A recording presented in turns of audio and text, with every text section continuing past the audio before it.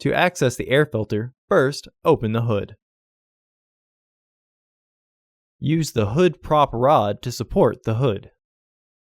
The air filter is located here. Remove the screws using a T25 Torx driver.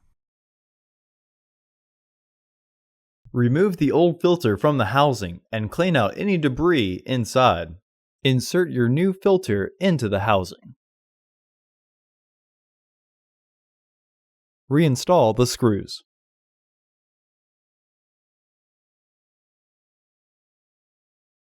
Remove the hood prop rod and close the hood. Order your parts today at filterheads.com.